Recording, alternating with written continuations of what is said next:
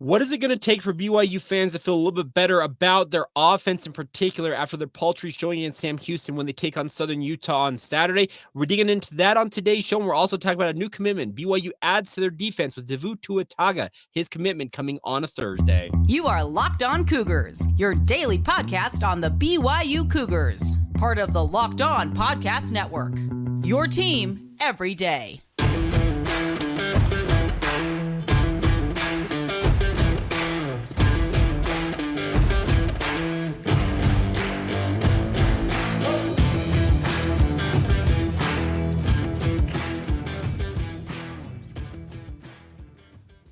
What's up, everybody? I'm Jake Hatch, your host here on Locked On Cougars, resident BYU insider. Thank you for making Locked On Cougars your first listen of the day. Thank you to all of you who are everydayers with us right here on the Locked On Podcast Network. We are your original daily podcast focused on all things BYU sports, and we are brought to you today proudly. Our title sponsor is our friends over at Game Time. Download the Game Time app today, create an account, and use the promo code Locked On College for $20 off your first purchase. We'll tell you a little bit more about them as today's show progresses, but let's dive right in. And apologies for the lateness of this edition of the podcast, by the way. As you can tell, I'm not 100%. My voice has been a little bit shot the last 2 days. Really, after I recorded our interview with Connor Pay, who we had on the show yesterday, I've been kind of laid up and holed up since then with a head cold, and finally starting to feel like myself once again. So I figured, you know what, sit down and knock out this podcast, but bear with me. My voice, like I said, not 100%, but nonetheless, let's get right to it. And the biggest topic, it feels like, online this week about BYU football and the storyline surrounding the Cougars has been mainly with regards to how bad they are, how not bad or poor, or however you want to term it, the offense. Their paltry output of just 14 points against Sam Houston State has a lot of Cougar fans wondering, okay, can they really get this thing in gear? Can they figure it out and look more like what BYU fans hope they would look like against Sam Houston? Now, they're going to take on Southern Utah on Saturday, and Delane Fitzgerald, the Southern Utah head coach, has been very vocal about saying that BYU is better than Arizona State. But here's the thing. I'm not sure BYU can do necessarily much against SUU that is going to absolve BYU fans' fears or concerns, or however you want to term it, whatever they don't like about BYU's offense, simply because it's an FCS game. You are expected to win this game. If you look at the SP Plus rankings from ESPN and Bill Connolly, BYU is supposed to win this game 94% of the time and win it pretty handily. It's supposed to be a blowout for all intents and purposes. Now, Southern Utah did make things interesting against Arizona State last Thursday in their opener after withstanding a 2+ hour weather delay down there in the desert. They only lost that game 24-21. And this is a Southern Utah team. We played some of the comments from their quarterback, Justin Miller, earlier this week, that they are pretty confident, and they got to be confident coming into Provo. They're obviously going to bring everything they've got to muster and be able to hopefully show well against BYU. But the one thing I think BYU can do, speaking of the BYU Cougars themselves, the football program, is they can go out there and just put an end to any thought that this offense is going to falter. They can go out, they can score on their first 3 or 4 possessions in a row, march it right down the field, punch in touchdowns, and then make it look like, okay, this is more of what you should expect from this offense. I think it would go a decent ways towards helping BYU fans feel more confident as they get ready the following week for a big showdown, the first true big showdown of the season at Arkansas, and obviously with Big 12 play looming just after that as BYU takes on Kansas the week following. Now, like I said, it's Southern Utah. You're expected to go out there and put a hurting on them. They're coming in, as they call them, a body bag game. They're money games that they're coming in for. But here's the thing. You have to go out and show what you're capable of. This is a Southern Utah defense that looks more like an Sam Houston like defense, where they play really, really hard. Now, that's going to be a challenge for BYU because they are obviously looking at this as a big opportunity to go out and quote unquote shock the world with a win in Provo. And that would absolutely shock the world if they were to win this game. But the bigger thing is BYU needs to go out there and just put their foot down and say, you know what? Yes, we killed ourselves last week. It was not Sam Houston screwing things up for us. As Connor Pay said on yesterday's podcast, it's more of BYU self-destructing on their own. Game killing. I'm not trying to game killing. Drive killing penalties. Holding calls. The block in the back that Waylon Lapuaho had on a screen. Like, legal hands to the face on Kingsley Suamataia. That's the type of stuff that absolutely will kill drives, and it absolutely did against Sam Houston. Avoid that. Go out there and play clean football and absolutely own this game and make it look like it's a no-doubter. Don't give Southern Utah any hope. It felt like for too long in that game against Sam Houston that BYU is giving the Bearcats hope of, hey, if we just hang in there, if we get our chance and we get a touchdown, it's a completely different game. That's what you need to avoid when going up against Southern Utah. Because if you don't do that, it's going to be the same feeling it feels like coming out of this game, maybe even worse, though, because this is absolutely an FCS team. Now, I know that Sam Houston was making the transition to the FBS ranks, but still, you need to avoid a second straight week of BYU fans grumbling about this. I expect BYU's defense, just on the flip side of things, to go out and do what they did. They should be feeling even more confident in their ability to go out and shut out Southern Utah than they did with Sam Houston. Here's the thing about this. Sam Houston, in most people's minds, has better athletes overall than Southern Utah does. And I know that Southern Utah beat Sam Houston last year, but as many of you pointed out, Sam Houston was redshirting a bunch of dudes when those two programs played. So it should be, the defense should be feeling confident they can go out there and pitch another shutout for BYU. The bigger topic is going to be obviously the focus on BYU's offense. And for better or worse, that's kind of where things ultimately land. It feels like every week for BYU. This is a program, if you go back to the LaVell Edwards era, was not known for its defense. It was known for its high-flying offense. Can they get back to doing that? Can they get back to scoring points in bunches this week against Southern Utah and make, like I said, make you as Cougar fans feel better about your chances of going and putting up points against the likes of Arkansas and Kansas and on down the list as BYU plays out the rest of the schedule? I'm not sure necessarily do enough, but would go a long way, I think, to tempering a lot of people's fears that maybe this is a punchless offense that's going to have to rely on a defense to hold people down, even though it was a defense that has been rebuilt in the offseason with a new defensive coordinator, new scheme, and some new players coming in via the transfer portal. We'll see. I don't think necessarily that anything that you do against Southern Utah is going to make everybody feel like, hey, you know what? We're good now. Because like I said, it's an FCS game. It's supposed to be this way, but it would go, I think, a decent ways if they were to go out and look very, very efficient in that first half. They said 3 or 4 straight drives, touchdown, touchdown, touchdown, and suddenly you're like, okay, this is more of what we expected against Sam Houston, and they did it against Southern Utah. I think that would help absolve some of the fears for BYU fans, but I don't think really the answers or the concern level is going to go anywhere until truly BYU shows what they're capable of against a fellow Power 5 opponent. And the first opportunity for that will be a week from Saturday when BYU is down there in Fayetteville, Arkansas, to take on the Razorbacks at the University of Arkansas. So we'll see. It'll be interesting stuff, and obviously we'll continue to track it throughout the rest of this week, and obviously during the game, we'll have a postcast edition coming for you guys Saturday night, giving you guys a reaction of whatever happens out there on the field, and hopefully we'll be talking about a BYU offense that looked far more efficient, like I said, was scoring points in bunches rather than having to grind out a 14-0 victory once again like they did against Sam Houston. All right, coming up here in just a minute, though, we're going to flip over and talk a little recruiting. BYU got a big-time commitment out of Cedar Valley High School, just not too far away from me, out in Eagle Mountain. BYU picking up another pass rusher to add to a really, really good 2024 recruiting class of defensive talent. We'll talk about all that as we continue on right here on Locked On Cougars. Now, a quick word on our friends over at LinkedIn. They've been working with us for months now. They are actually our recruiting sponsor here on the Locked On Podcast Network. The bigger thing with LinkedIn is these days, every new potential hire can feel like a high-stakes wager for your small business. You want to be 100% certain that you have access to the best qualified candidates available, and that's why you guys need to check out LinkedIn Jobs. LinkedIn Jobs help you find the right people for your team faster and for free. All you got to do is go and set up your job profile on LinkedIn, then add that job and the purple hashtag hiring frame to your LinkedIn profile to spread the word that you're hiring. They feature simple tools like screening questions, making it easy to focus on the right candidates with just the right skills and experience, so you can quickly prioritize who you'd like to interview and ultimately hire. It's why small businesses are rating LinkedIn Jobs #1 in delivering quality hires versus their leading competitors. And you can get started for free by going to LinkedIn Jobs. They're helping find the qualified candidates that you want to talk to faster and for free. Once again, post that job for free at linkedin.com/lockedoncollege. That's linkedin.com/lockedoncollege to post your job for free right now. Terms and conditions apply.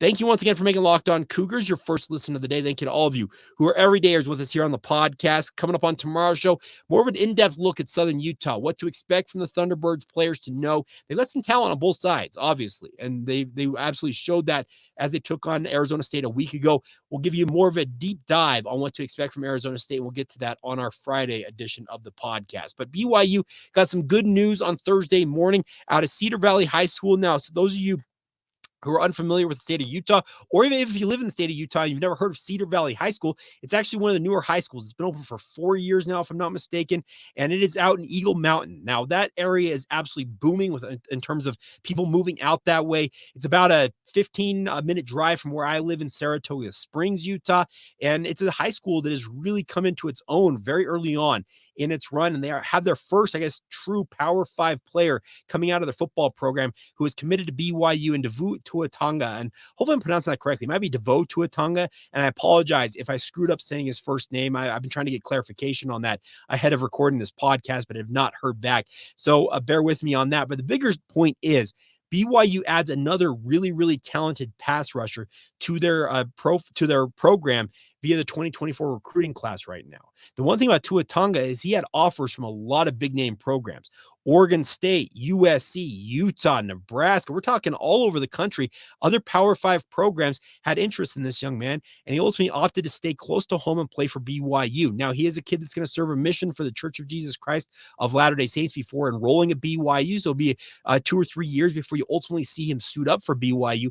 But the one thing that I love about Tuataga, and I've actually had a chance to watch him with my own eyes and see his film as well, is you cannot teach his size. He's all of 6'6". He's 230 some odd pounds, and you figure he's only going to get bigger as he gets into a college weight program and has a training table where he gets to eat all the food he can pretty much put down. That he is going to be an absolute terror off the edge for BYU defensive end, if that's where I think he ultimately lands for the BYU football program. His main recruiters from BYU have been Sione Pua as well as Kelly Papinga. They are the tandem that coaches up BYU's defensive line. So not surprising if this kid's going to play defensive end to have those two kind of handling his recruitment. But Jay Hill has been very, very much involved. The one thing about Jay Hill is he is, unlike a lot of defensive coordinators where he kind of delegates, he wants to be in on each one of these guys that BYU is recruiting on the defensive side of the football. He's got players in mind that are going to help him, in his mind, help BYU become the type of program he envisions them ultimately becoming. And one thing I'm gonna give a tip of the cap to Casey Lundquist from Cougs Daily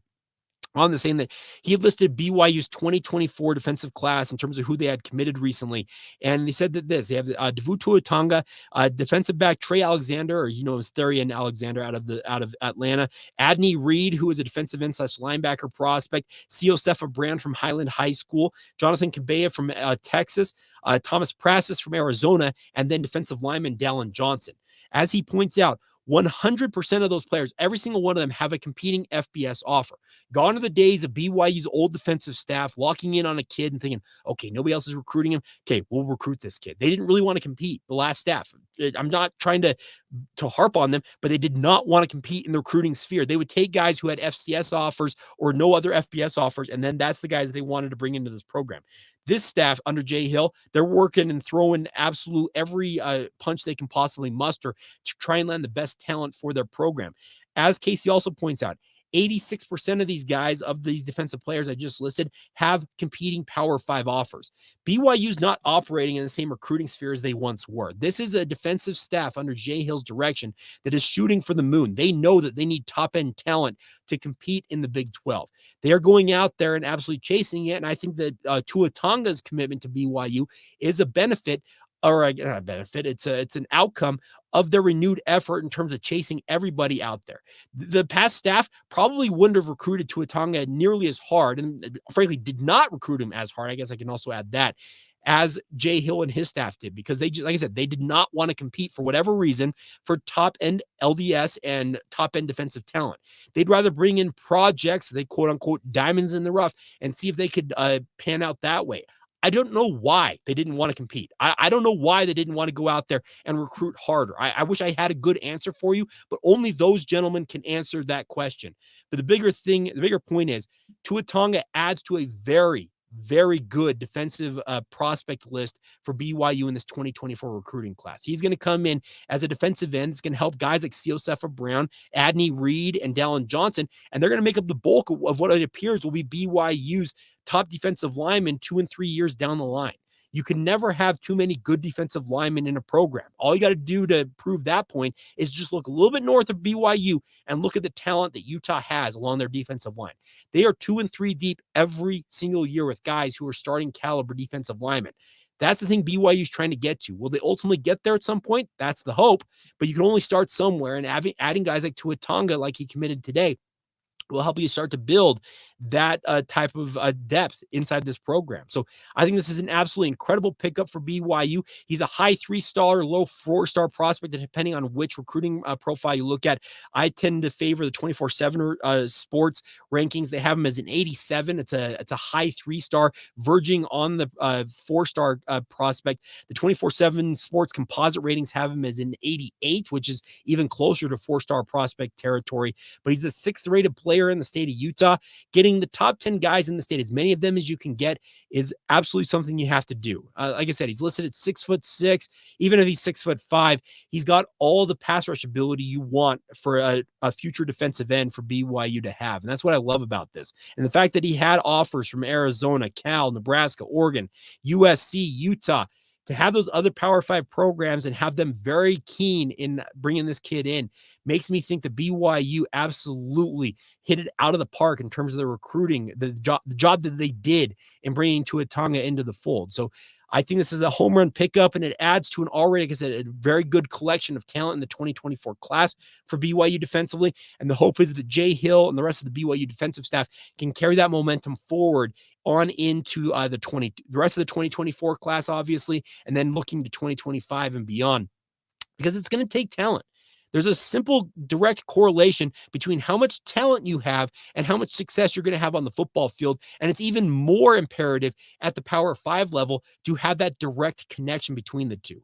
Gone are the days of BYU bringing in these 2-star and no-star talents and saying, hey, we really think this kid's got something and we're going to bring the best out of him. Every so often you will do that. You can always look to the Chris Wilcoxes of the world, who ended up as a no-star guy on defense, who ended up playing in the NFL. There are those guys. I get that. And I'm sure that BYU will take their opportunities with 1 or 2 of those guys, but they will not make up the bulk of BYU's recruiting class. Unlike the past staff, it seemed that the bulk of their recruiting on the defensive side were bringing in those projects and hoping they were going to pan out. BYU's whole idea is, you know what? We need to have top-end talent to compete at the Power 5 and the Big 12 level.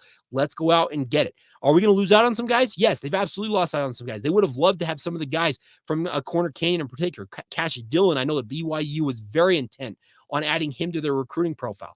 He ultimately picked Utah, and Utah was kind of in the driver's seat for a lot of his recruitment. They would love nothing more than to have Davis Andrews from American Fork joining them as a star safety down the road for BYU. But he's got Utah and Notre Dame who are hot and heavy after him as well, and BYU's still in the mix there, but they're going to have to battle to bring him in.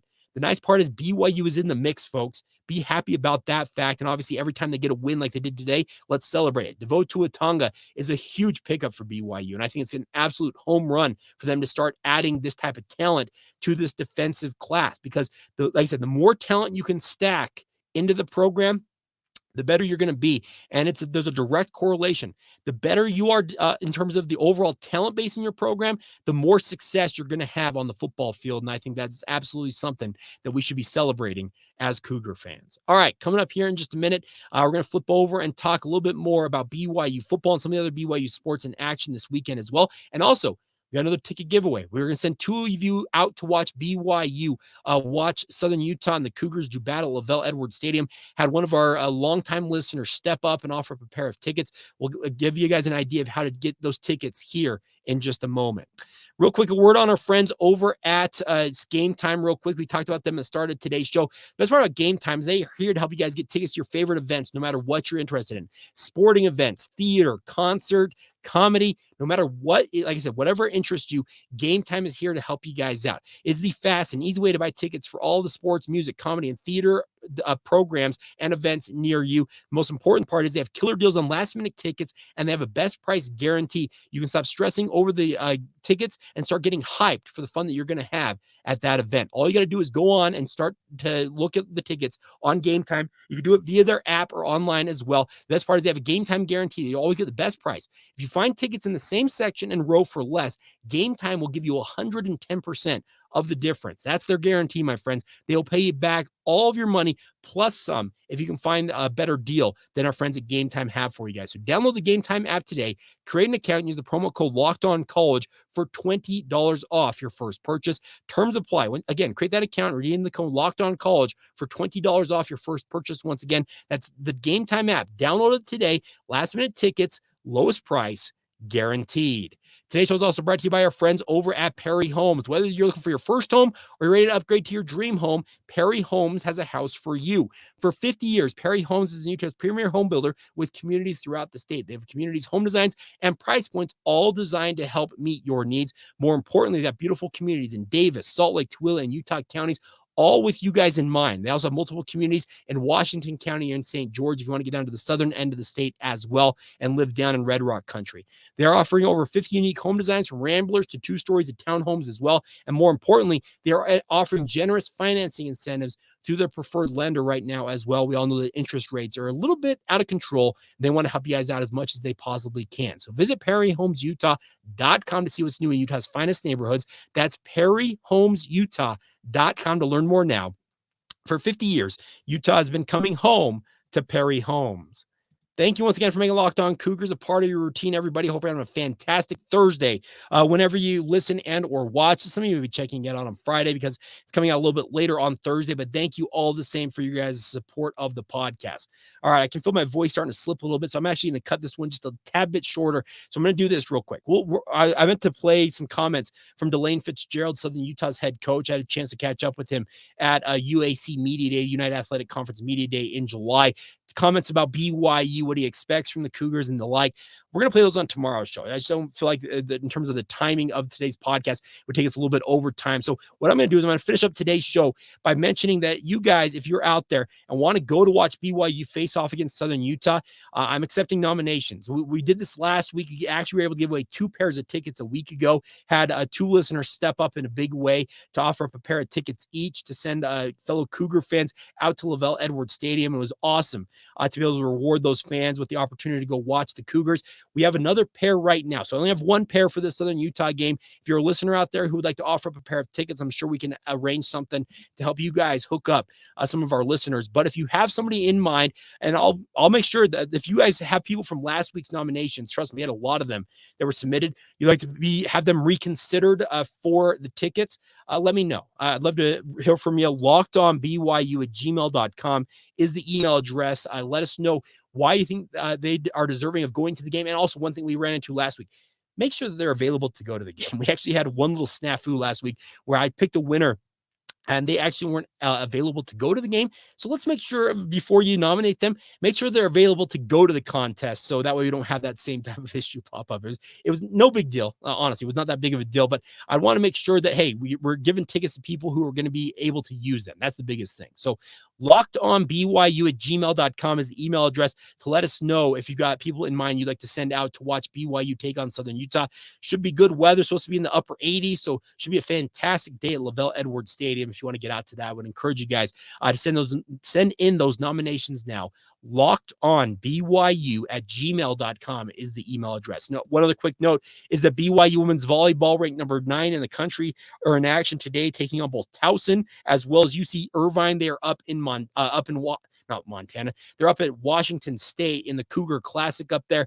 They will face off against the Washington State Cougars tomorrow, but they have 2 matches today, one against the Towson Tigers, the other against UC Irvine. There are links to watch those online on BYUCougars.com if you want to tune into that. It should be a fun way to do that. And then early tomorrow, by the way, BYU men's and women's cross country are expected to be dominant forces once again, even while making the jump to the Big 12. They have their first meet of the season, the Autumn Classic, starting at 10 a.m. Friday, and 10 a.m. for the women, 10:30 a.m. for the men for BYU men's and women's cross country, if you want to check that out as well. Just some early notes on other BYU sports in action. But coming up on tomorrow's show, a deep dive into what to expect from Southern Utah. Delane Fitzgerald's comments I meant to play today, we'll play them on tomorrow's podcast. And obviously, we'll be talking about other BYU teams in action in the weekend ahead. I know the BYU women's soccer ranked number 1 in the country, by the way, folks. Congratulations. First time ever, Jennifer Rockwood's squad has been ranked number 1 in the country. They're back in action on Saturday. We'll talk about that on tomorrow's edition of the podcast as well. So until tomorrow, thank you for bearing with me and my voice on today's show. And a big thank you for all of your support as always. This has been the Locked On Cougars podcast. Have a great day, everybody. We'll talk to you soon. You are Locked On Cougars.